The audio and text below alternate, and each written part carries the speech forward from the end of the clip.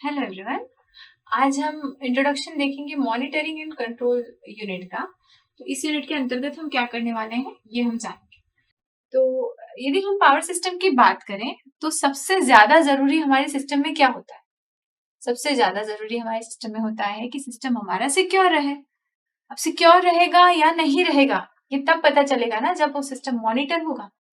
अब सिक्योरिटी बढ़ाने के लिए जो कंट्रोल एक्शन लेनी है, जो करेक्टिव एक्शन लेनी है, वो कंट्रोलिंग जो रहेगी वो तभी होगी ना जब मॉनिटरिंग होगी। ऑब्जर्वेबल रहे तब तो मॉनिटर हो, मतलब तब वो पता चलेगा ना कि हमारे सिस्टम जो है वो वीकर है नहीं है, कैसा है।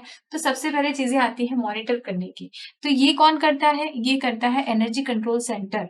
और जो कमांड्स वगैरह जो जाती हैं, जो सेंटर कमांड जाती हैं, वो जाती है एनर्जी कंट्रोल सेंटर से। तो इसके बारे में हम जानेंगे और फिर वाइड एरिया मेजरमेंट सिस्टम को हम समझेंगे। वाइड एरिया मेजरमेंट सिस्टम में बहुत सारी चीजें इंक्लूड होती है, उनको जानेंगे। जैसे स्काडा है, supervisory control and data acquisition, वो किस तरह से काम करता है, उसके अंदर क्या क्या यूनिट्स इन्वॉल्व रहती है। जैसे मास्टर टर्मिनल यूनिट हो गई, फिर रिमोट टर्मिनल यूनिट हो गई, प्रोग्रामेबल लॉजिक कंट्रोलर्स हो गए, कम्युनिकेशन सिस्टम हो गया, कम्युनिकेशन सिस्टम डाटा, जो डाटा को एक सिस्टम से, एक यूनिट से दूसरी यूनिट में, जैसे रिमोट यूनिट से मास्टर यूनिट तक जो डाटा ट्रांसफर होता है उसके लिए कम्युनिकेशन इंपॉर्टेंट होता है। तो इस तरह से हम किस तरह से डाटा डाटा मतलब क्या, जो हमारी इंफॉर्मेशन है, जो सिस्टम की जो वेरिएबल्स हैं जिनको मेजर करना बार बार जरूरी होता है, वो डाटा जो रहता है, मतलब वो क्या रहता है, कंटिन्यूअसली मेजर हो रहा होता है सिस्टम में, वो मेजरमेंट कंटिन्यूअसली हो रहे होते हैं। और वो कहाँ आते हैं? वो यहाँ एनर्जी कंट्रोल सेंटर पर वो सारा चीजें आती हैं। और उस तरह से मतलब वो सारा मेजरमेंट जो रहते हैं वो यहाँ पर आते हैं और उसके अकॉर्डिंग जो रहती है वो कंट्रोल एक्शन जाती है। तो एक सबसे पहले तो स्काडा यूज किया करते थे, लेकिन अब और ज्यादा सिस्टम को क्लोजली मॉनिटर करने के लिए, क्योंकि अब हमारा सिस्टम क्या हो गया है, बहुत ज्यादा अनसर्टेन हो चुका है। डिमांड की मान से भी देखें तो डिमांड फ्लक्चुएशन भी बहुत ज्यादा बढ़ गई है। तो जिसके कारण से डिमांड, मतलब डिमांड बढ़ भी गई है, फ्लक्चुएशंस भी बढ़ गई है। फ्लक्चुएशंस क्यों बढ़ गए हैं? मतलब हमारे ऐसा नहीं, डिमांड साइड पे, जनरेशन साइड पे भी फ्लक्चुएशंस बढ़ गए हैं। क्योंकि हम अब जो जनरेट कर रहे हैं, पहले हम सिर्फ थर्मल से ज्यादा ज्यादा अमाउंट में पावर जनरेट करते थे, बाकी न्यूक्लियर एंड हाइड्रो से भी करते थे। थर्मल से ज्यादा परसेंटेज जो रहता था पावर का जनरेट होता था। लेकिन अब हमारा जो झुकाव हो रहा है वो रिन्यूएबल्स की तरफ हो रहा है।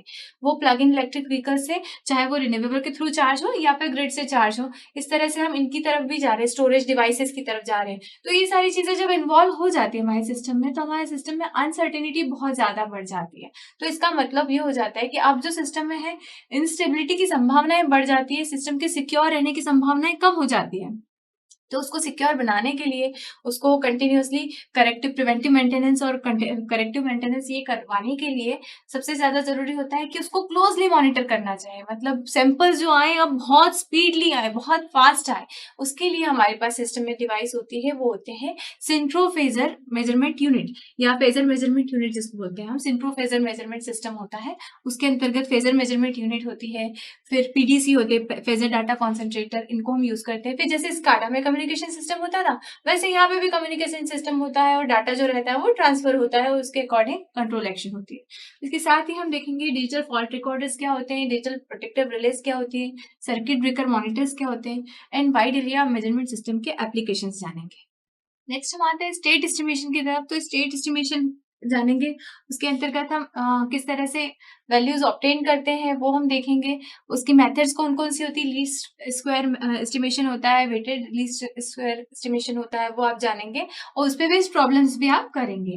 फिर हम सिक्योरिटी पे आए थे कि सिक्योरिटी एनालिसिस जो है वो सब, सिक्योरिटी बहुत जरूरी है सिस्टम की, तो सिक्योरिटी एनालिसिस हम करेंगे। कंटिजेंसी एनालिसिस करेंगे। कंटिजेंसी एनालिसिस, कंटिजेंसी क्या होता है एक्चुअली? कंटिजेंसी कभी भी कोई आउटेज की स्थिति होती है, चाहे वो आपकी यूनिट आउटेज हो, जनरेटर आउटेज हो, या फिर आपका यदि लाइन आउटेज हो, तो वो उसको आप कॉमनली बोलते हैं कि कंटिजेंसी होती है। ठीक है, तो कंटिजेंसी एनालिसिस करेंगे आप।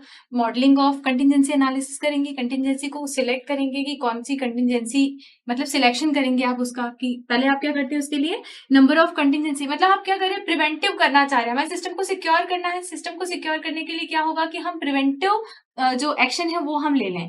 मतलब कहाँ कहाँ यदि संभावना है, क्या यदि यहाँ ये फेल्यूर हुआ, यहाँ ये यदि फॉल्ट हुआ तो ये सारी जो संभावना है इंस्टेबिलिटी की वो हम काउंट कर लेते हैं, उसको हम ले लेते हैं ये कंटिजेंसी। वो किसके कारण होगी? वो होगी लाइन आउटेज के कारण या फिर जनरेटर आउटेज के कारण। तो वो जो संभावना है हम उसमें ले लेते हैं, उसको एक लिस्ट तैयार कर लेते हैं। उसके बाद में हमें क्या करना होता है? हमें करना होता है उनको सिलेक्ट करना होता है। अब अगर मान लीजिए सिस्टम में हंड्रेड्स ऑफ कंटिजेंसी की संभावनाएं हमने बोला, तो हमने देखना पड़ेगा कि मोस्ट सीवियर कंटिजेंसी कौन सी है। अब हर एक को कैलकुलेट करके तो हम ये सब नहीं देख सकते, तो इसके लिए हम क्या करेंगे? सेंसिटिविटी एनालिसिस करेंगे। सेंसिटिविटी फैक्टर्स क्या होते हैं उनको जानेंगे, उनके यूज से हम क्या करेंगे, किस तरह से उनके यूज से हम ये जो हमें इवेल्युएट करना है, सिलेक्ट करना है, वो हम किस तरह से करते हैं हम वो देखेंगे। और फिर सिक्योरिटी लेवल्स जो होते हैं पावर सिस्टम के वो हम जानेंगे।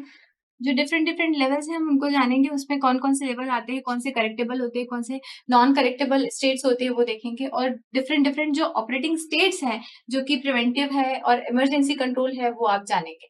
तो ओवरऑल सिक्योरिटी एनालिसिस आप यहाँ पे करने वाले हैं, मॉनिटरिंग कैसे होती है वो आप देखने वाले हैं, कौन-कौन सी डिवाइसेस इन्वॉल्व होती है उस मॉनिटरिंग में सिस्टम के, वो आप देखने वाले हैं, कंट्रोल कहाँ से होता है, कंट्रोल सेंटर क्या होता है, एनर्जी कंट्रोल सेंटर, वो आप जानेंगे। तो ये आपका ब्रीफ होता है कि आप इस यूनिट में ये सारी चीजें जानेंगे।